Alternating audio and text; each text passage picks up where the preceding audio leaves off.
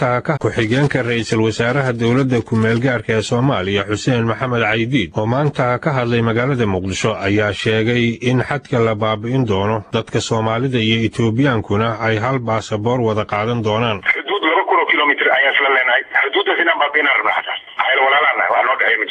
hal baasaboor hal maxaa la yiraahdaa ciidan security iyo hal maxaa la yiraahdaa dhaqaale inaan soo sanarno Yurub way soo sitay 26 wadana oo dagaalkii koowaad dagaalamay dagaalkii labaad dagaalamay haddana France iyo Germany aduunka askar nabamay walaalihiin ra'iisul wasaare ku-xigeenka dowladda federaalka ee Soomaaliya isla markaana wasiirka arrimaha gudaha ee dowladda ku-meelgaarka Xuseen Maxamed Caydiid ayaa waxa uu sheegay inay doonayaan in la baabi'iyo xuduudda Soomaaliya iyo Itoobiya u dhaxaysa isla markaasna la mideeyo labada dal wuxuu hadalkaasi ka jeediyay maanta Xuseen Caydiid magaalada Muqdisho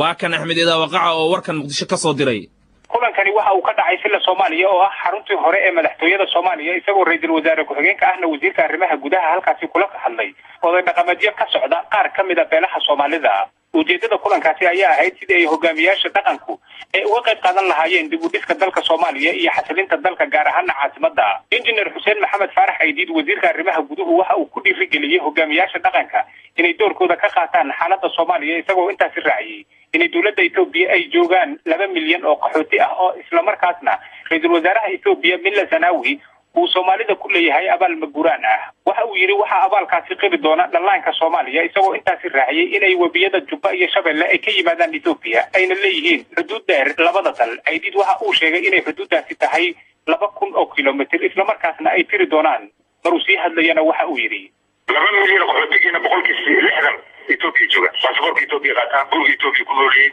adduunka ku aadaan waa ka soo laabtaan dhaqatada waa galaan waa ka soo baxaan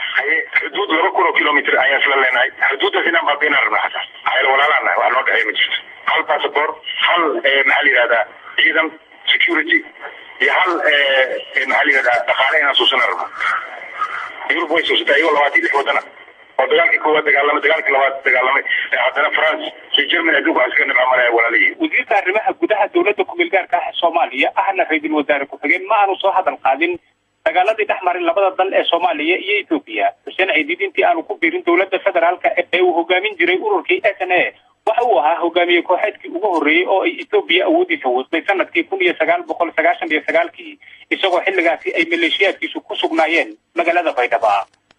sidoo kale wasiirka arrimaha gudaha ee Soomaaliya ayaa maanta ku eedeeyay ergeyga gaarka ah ee dowladda Talyaaniga ee Soomaaliya Rafaeli inuu dhinac ahaa isagoo yiri ergeyga gaarka Talyaaniga Rafaeli oo Soomaaliya la xilsaaray oo wasiir ku-xigeenka arrimaha dibadda ah Ruben Kraxig markuu joogay madaxweyne Shalbare waxa weeye maxaakiimta dhinacood 300,000 lacag dib u heshiisiin oo siinay ma fahmi kartin sababta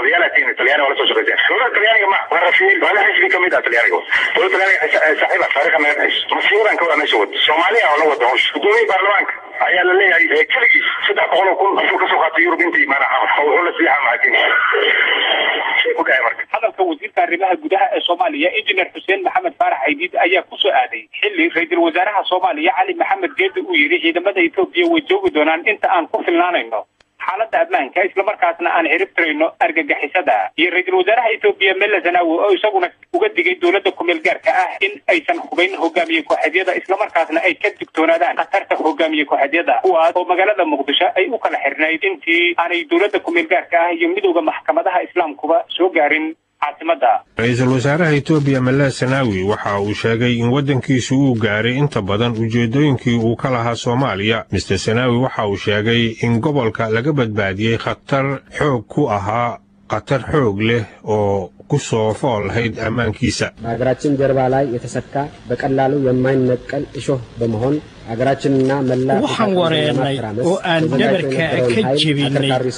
oo koox isku diyaar gareynaysa in deganaansho la'aan iyo qas ay ka abuuraan ma aha Itoobiya oo qura oo isku diyaar gareynayeen in ay noqdaan qodax ku taagan oo ku mudan Itoobiya laakiin geeska Afrika oo dhan waxaan jebinay intii aanay geysan khasaare ay adkaan lahayd in laga soo waaqsado